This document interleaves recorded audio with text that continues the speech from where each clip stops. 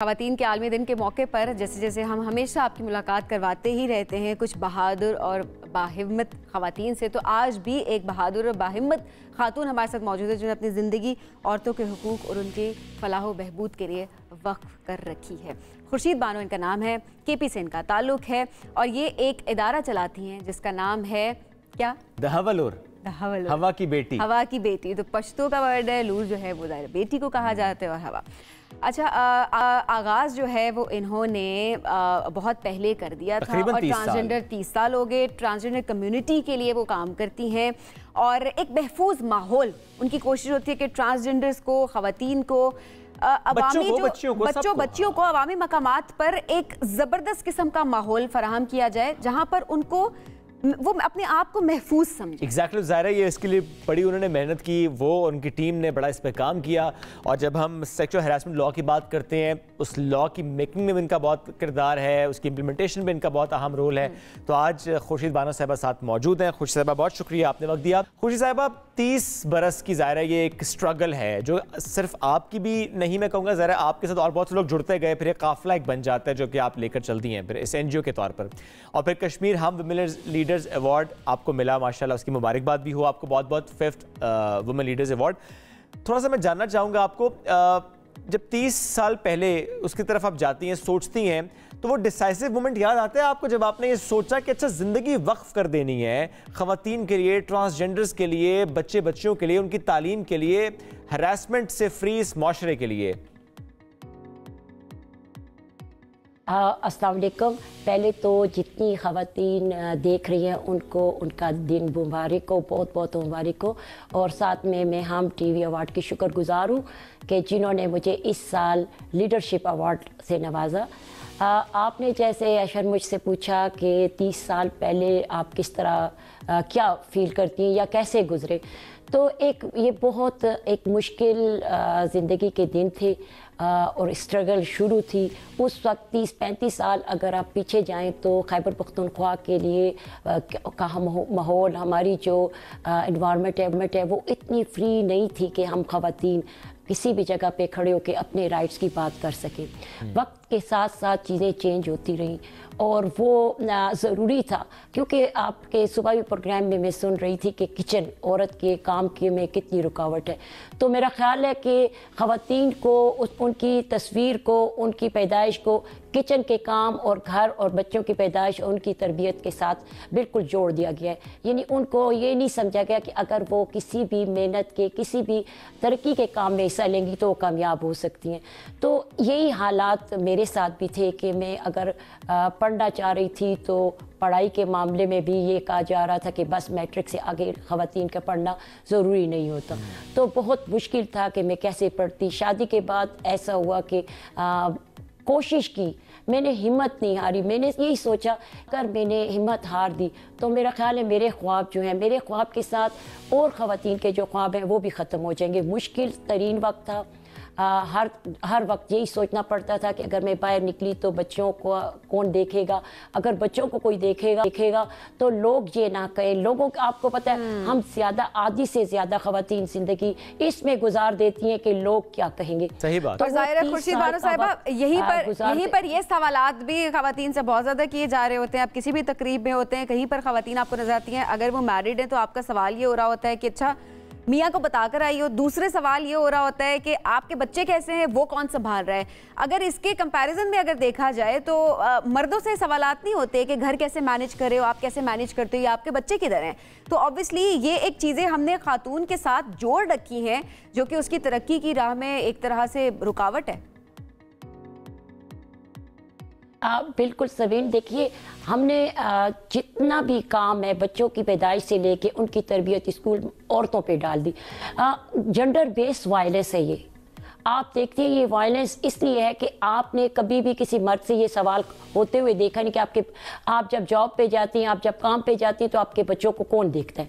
तो ये बिल्कुल गलत है। लेकिन ये है कि अगर मैं ये बात कहूँ कि मैं अपने मियाँ की बात करूँ, अपने हस्बैंड की बात करूँ, अगर वो आज साथ ना देते तो मेरा ख्याल है मैं अपने 4 बच्चों की बेहतरीन परवरिश भी ना कर सकती, उनकी एजुकेशन कंप्लीट ना कर सकती और आज ये मकाम भी हासिल ना कर सकती। तो आप अपने मर्दों को हर तरह की तरबियत में शामिल करें, उन्हें बताएं कि काम को बांट के करना है। औरत की सबसे बड़ी तरक्की की रुकावट ये कि या तो वो बाहर निकलती है तो उनको हैरेसमेंट का इशू पेश आता है, या उनके आगे घर के पूरे काम खोल के रख दिए जाते हैं। लेकिन मैं एक और बात करूंगी कि ख़वातीन बहुत बहादुर और बहुत ज़्यादा काम करने वाली एक शख्सियत रखती हैं, क्योंकि वो एक टाइम पे 3-4 महाज पे लड़ रही होती हैं, बाहर काम कर रही होती हैं, वो ऑफिस में काम कर रही हैं, बटा खश्त पे काम कर रही हैं, सड़कों पे कहीं भी काम कर रही हैं, वो अपने बच्चों की भी देखभाल कर रही होती है, अपने ससुराल को भी देख रही होती है, अपने घर को भी मैनेज कर रही होती है। तो मेरा ख्याल है औरत जो है अगर उनकी जिम्मेदारी उन पर डाल दी जाती है तो बहुत अच्छे तरीके से वो इस जिम्मेदारी को निभाती हैं। अब जी खुशी साहब, एक और चीज़ भी, क्या ख़वातीन की जब हम उनके रास्ते की रुकावटों का जिक्र करते हैं, जिस तरह आपने खुद भी जिक्र किया, वो चाहे किचन हो, बच्चे हो, फैमिली है, बाहर निकल तो हरासमेंट है, लेकिन क्या एक खातून के रास्ते में रुकावट एक खातून भी होती है? क्या आपने ऐसा मामला भी देखा? देखिए, ये तो अपने मर्दों की एक मिथ सी बनी हुई, अपने सर का बोझ औरतों पे डाल देते हैं।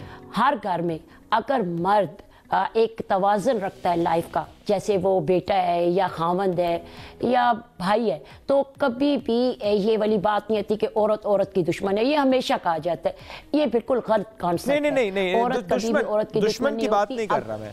मेरा सवाल नहीं, मैं आपकी बात समझ गई कि रुकावट थोड़ा सा मैं इसको एलैबोरेट करता हूं कि समटाइम्स ये भी होता है बहुत केयर में, जैसे माँ अपनी बेटी को ये कोशिश करती है कि वो घर से बाहर ना निकले, वो घर में रहे। वो अगर जॉब करना चाहे तो माँ कहती है नहीं बेटा तुम घर रहो। तो मैं उस पर्सपेक्टिव में पूछ रहा हूँ। वो शायद इस तरह से मैं एक चीज ऐड करूंगी इसमें, वो शायद ये वजह होती है कि हमारे लिए बाहर ऐसा माहौल बना दिया जाता है जिससे घर में माँ भी बाप भी वो परेशान रहती है और वो 10 बार सोचती है कि अपनी बेटी को, अपनी बहन को क्या बाहर भेजना है, नहीं भेजना।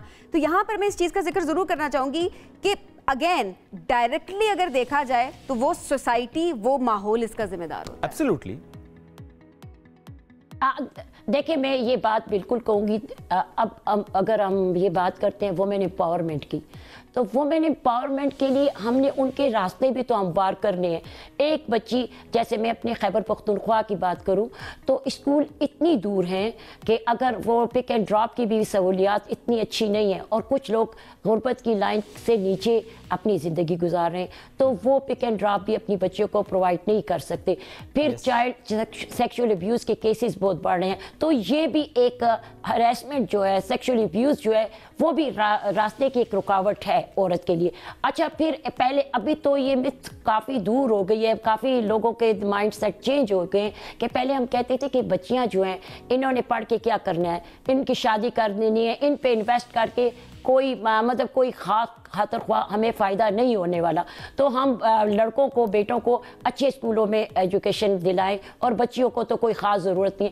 तो ये चीज़ें थी, लेकिन अब मेरा ख्याल है 30-35 साल बाद मैं देख रही हूँ कि जितनी बच्चियों की इन्वेस्टमेंट पे लोग सोच भी रहे हैं और कर भी रहे हैं, और वो इन्वेस्टमेंट ज़ाया नहीं जाती। आपकी एक अच्छी तरबियत याफ्ता, अच्छी पढ़ी लिखी बच्ची एक बहुत बड़ी अच्छी कौम को पैदा करती है। आपकी वो बच्ची एक ऐसी नस्ल पैदा करती है जो कि इंसान कहलाने के लायक होगी।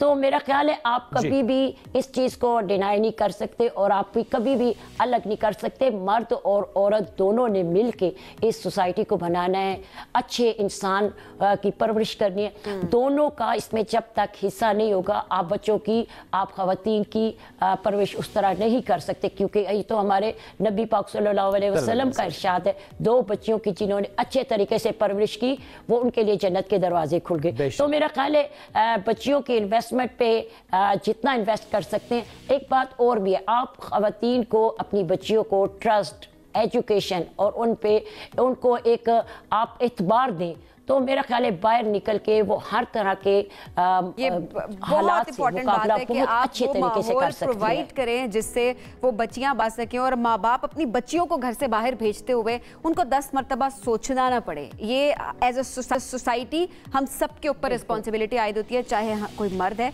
या चाहे एक औरत है। बहुत शुक्रिया खुर्शीद बानो साहिबा हमारे साथ मौजूद थी।